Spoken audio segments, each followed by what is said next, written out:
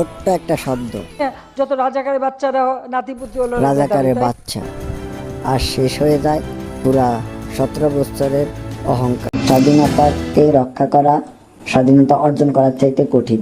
আসসালামু আলাইকুম।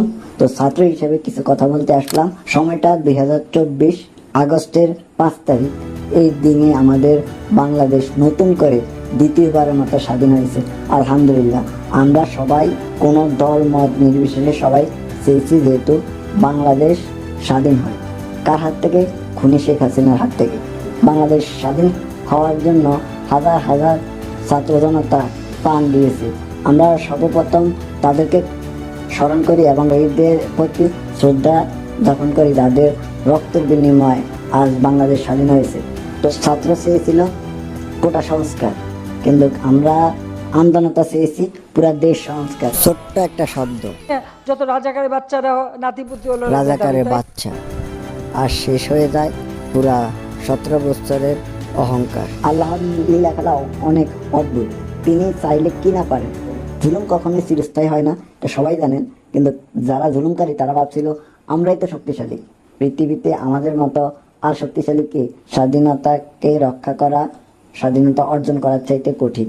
স্বাধীনতার 1 বছর পূরণ হলো, আমরা কি সেই স্বাধীনতা ফিরে পেয়েছি? আমার বিচার তুমি করো, তোমার বিচার করবে কে? 1 বছরে দেশে কি কি সংস্কার হয়েছে সেটা আপনারাই বলেন। স্বাধীনতার 1টা বছর পূরণ হয়ে গেল, নতুন বাংলাদেশ 2.0-তে আমরা কি পেয়েছি নতুন?